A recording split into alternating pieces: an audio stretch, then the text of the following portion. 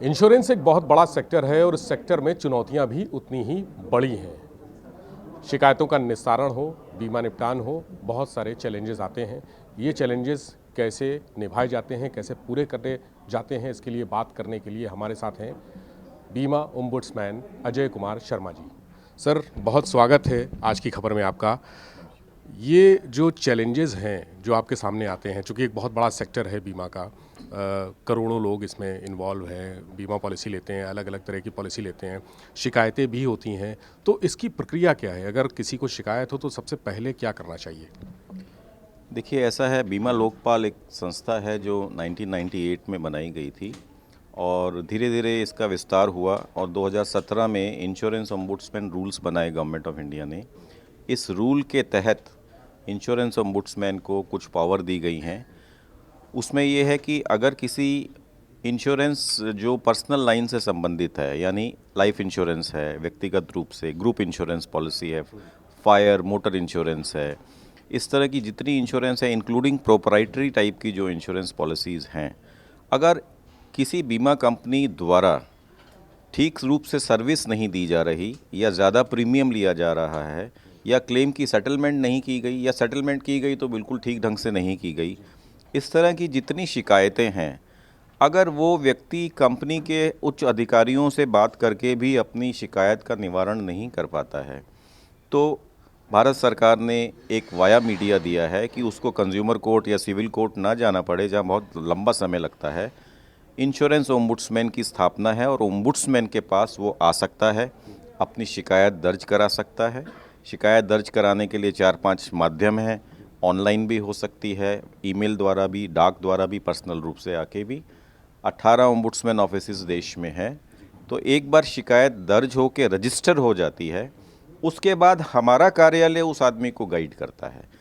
यानी कोर्ट में गाइडेंस नहीं है, हम लोग इनको गाइड करते हैं किस तरह से कंप्लेंट आनी चाहिए।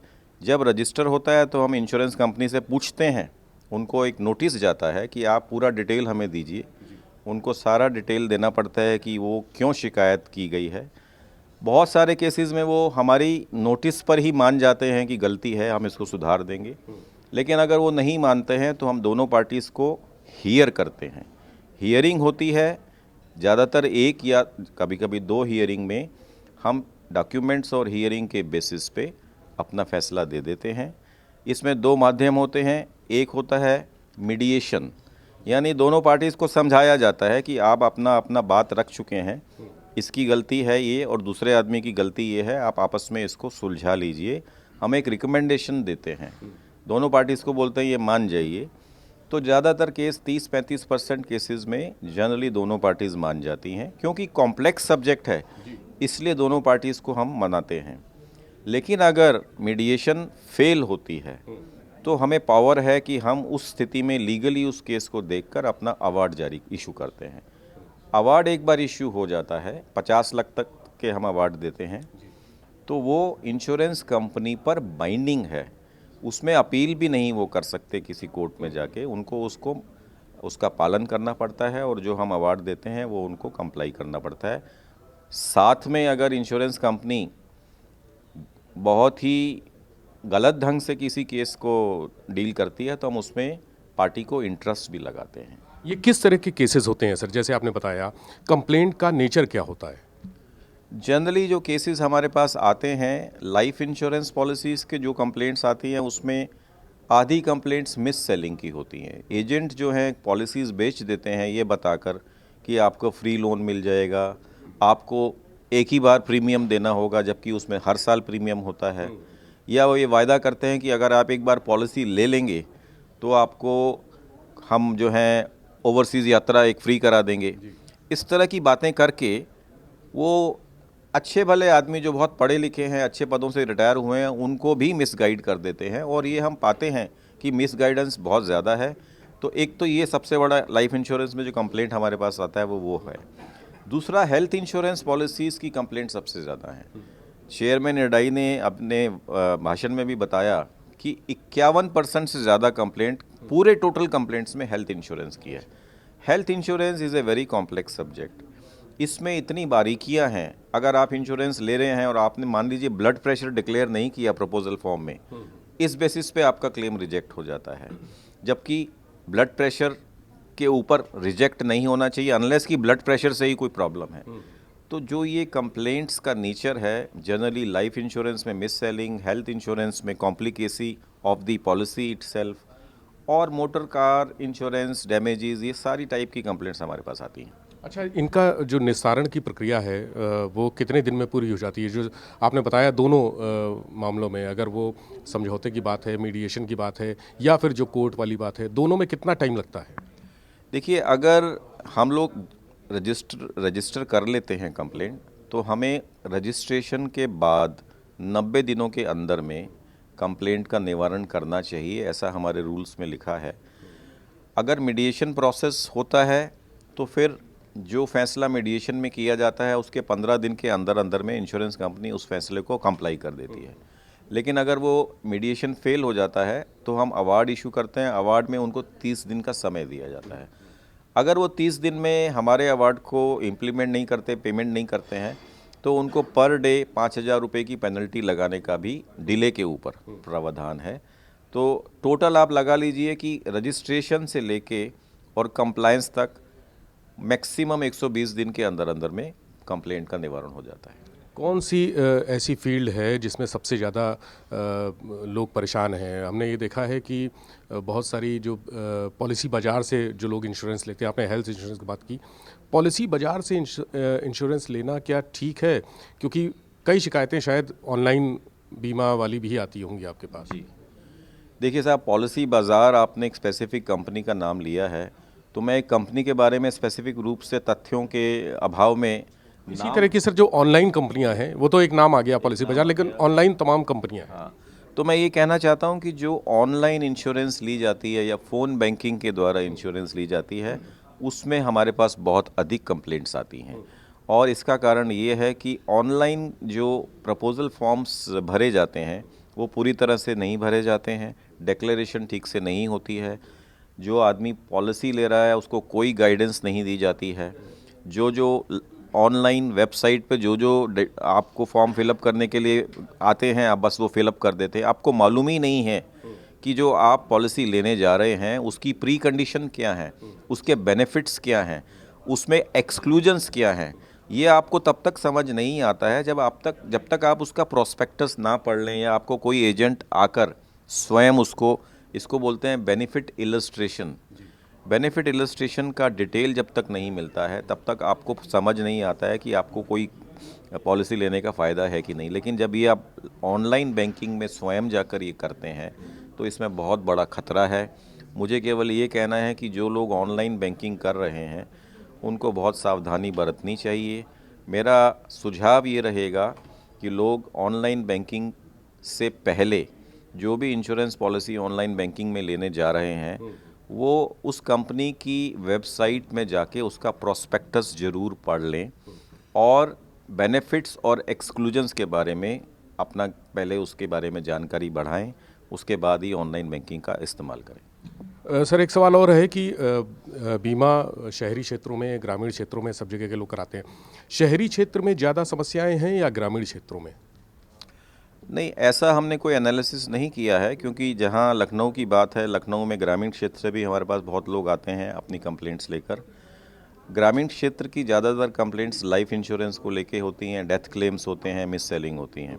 लेकिन जो शहरी क्षेत्र से लोग हमारे पास आते हैं वो सब तरह की कंप्लेंट्स लेके आते हैं। जैसे एमएसएमई में इशू होता है, एमएसएमई स्कीम के तहत छोटे स्मॉल सेक्टर की जो टाइनी यूनिट्स होती हैं वो अपनी फैक्ट्रीज़ को, शॉप्स को कवर कराती हैं, सूक्ष्म उद्योग पॉलिसी बोलते हैं, उस तरह की स्कीम काफ़ी आती है, कंप्लेंट्स आती हैं।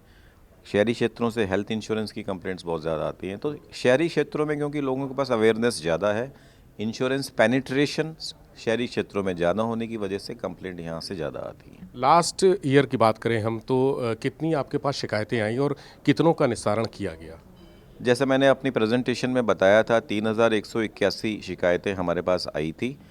उसमें से जो नॉन एंटरटेनेबल, जो हमारे ऑफिस में या तो आ ही नहीं सकती थी या फाइल होने की स्थिति में नहीं थी, वो करीब करीब 1,300 थी। 1,800 शिकायतों का हमने पूरी तरह से हियरिंग करके निवारण किया और मैंने जैसे बताया करीब 78% कंप्लेंट्स के अंदर फैसला कंप्लेनेंट के ही फेवर में गया था। अगर ऑनलाइन शिकायतें आती हैं ऑनलाइन पॉलिसी बेचने वालों के लिए, तो उस सूरत में आपकी क्या भूमिका होती है? भूमिका वही है, वही प्रोसीजर है, वही सिस्टम है। हम सबसे पहले यही देखते हैं कि ऐसे ऑनलाइन वाली पॉलिसीज़ में क्या प्रोसीजर को ठीक से फॉलो किया गया है। सबसे पहला होता है प्रपोजल फॉर्म को चेक करना। Insurance is a system which is based on utmost good faith. अगर अटमोस्ट गुड फेथ नहीं है तो इंश्योरेंस कॉन्ट्रैक्ट फेल हो जाता है। प्रपोजल फॉर्म ही एक ऐसा प्लेटफॉर्म है या ऐसा एक डॉक्यूमेंट है जिसमें गुड फेथ की बात झलकती है। अगर प्रपोजल फॉर्म ठीक से नहीं भरा गया है तो वो एब इनिशियो कॉन्ट्रैक्ट फेल होने का चांस होता है। तो हम ये समझते हैं कि सबसे ज़्यादा हमें इस पर ध्यान देना चाहिए कि प्रपोजल फॉर्म ठीक से भरा गया है कि नहीं भरा गया। उसके अलावा जैसे मैंने बोला, वेबसाइट में जाके देखना चाहिए कि ये प्रॉस्पेक्टस में क्या क्या बेनिफिट्स या एक्सक्लूजन्स हैं, वेटिंग पीरियड्स क्या हैं। हेल्थ इंश्योरेंस पॉलिसीज़ में ज़्यादा प्रॉब्लम होती है। गवर्नमेंट ऑफ इंडिया की बहुत सारी गाइडलाइन भी हैं। मैं ये बताना चाहूँगा कि अगर हम पॉलिसी लेते हैं, बीमा लेने से पहले आम आदमी को ये ज़रूर जानना चाहिए कि एक तो उसको पूरी डिटेल मालूम होनी चाहिए, तभी पॉलिसी ले। किसी पर विश्वास बात करने से ना करें। दूसरा ये है कि मान लीजिए पॉलिसी ले ली है तो पॉलिसी लेके उसको जब पॉलिसी शेड्यूल 14 दिन के अंदर उनके पास आ जाना चाहिए, उसको पढ़ ले। पॉलिसी शेड्यूल में एक बेनिफिट इलस्ट्रेशन होता है। लाइफ इंश्योरेंस पॉलिसी में एक कस्टमर इन्फॉर्मेशन शीट होती है जो 2-3 पेज की होती है। उनको 2-3 ये पेज ज़रूर पढ़ने चाहिए। और ये राइट है पॉलिसी होल्डर का, अगर वो हिंदी जानता है, अंग्रेज़ी नहीं जानता, तो वो ये डिमांड कर सकता है मुझे हिंदी में ही ये पॉलिसी चाहिए। तो बाइलिंगुअल या हिंदी में उसको पॉलिसी देने का इंश्योरेंस कंपनी का दायित्व है। तो ये पॉलिसी होल्डर को चीज़ें ध्यान में रखनी चाहिए। और अगर उसको पता लगता है कि पॉलिसी ठीक से इशू नहीं हुई, गलत गाइडेंस दी गई या उसके मतलब की नहीं है, तो 30 दिन के अंदर अंदर में वो कंपनी को मेल डाल सकता है कि मुझे ये पॉलिसी नहीं चाहिए, वापस कीजिए और पैसा मुझे वापस कीजिए। तो वो जो 5-7-10 दिन का जो पैसा उसका इंश्योरेंस कवर है, उसको वो काट के बाकी पैसा कंपनी को वापस करना ही पड़ता है। अगर कंपनी नहीं वापस करती है तो हमारे पास आ सकते हैं। इसका दूसरा पार्ट हम देखें, जो बीमा करवाने वाला है, अगर वो कोई गड़बड़ी करता है, जैसे आपने बताया कि कोई इन्फॉर्मेशन उसने मिस कर दी या कोई जानकारी नहीं दी, कोई बीमारी है उसको इनिशियल स्टेज पर है, वो चाहता है कि उसका इंश्योरेंस हो जाए, 2 साल तक जब तक वो बीमारी बढ़ेगी तब तक वो क्लेम नहीं करेगा, फिर बाद में आगे करेगा। ये भी चीज़ें होती हैं। तो ऐसे में क्या इंश्योरेंस कराने वाले की गलती है?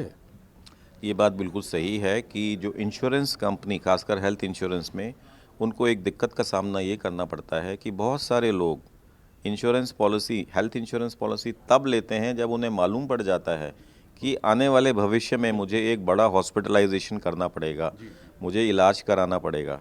ऐसे में वो एजेंट के थ्रू पॉलिसी लेते हैं और अपनी जो उनको बीमारी ऑलरेडी आ चुकी है, प्रिलिमिनरी स्टेज है या एक प्रीकर्सर बीमारी है, उसके बारे में डिक्लेरेशन नहीं देते हैं। ऐसे में इंश्योरेंस कंपनी अगर उन्हें पता लग जाता है कि ये बीमारी पहले से है तो वो डिनाई करने का राइट रखती है। ऐसे बहुत सारे केसेस आते हैं जो कंपनी कहती है साहब हमारे साथ धोखाधड़ी हुई है, क्योंकि अगर ये बीमारी डिक्लेयर कर दी जाती तो ज़्यादातर बीमारियों को 36 महीने तक कवर नहीं करते हैं। पॉलिसी लेने के बाद 36 महीने तक गंभीर बीमारियां होती हैं। गंभीर कुछ बीमारियां तो ऐसी हैं जो परमानेंट ही एक्सक्लूडेड होती हैं, वो बहुत कम है। लेकिन कुछ जैसे हार्ट की बीमारी है, आपको ऐसी बीमारी हो गई जो आपको पता है कैंसर है, जैसे इन बीमारियों को आपको अगर पता लग जाता है तो आपको 36 महीने तक नहीं उसमें कोई बेनिफिट मिलता।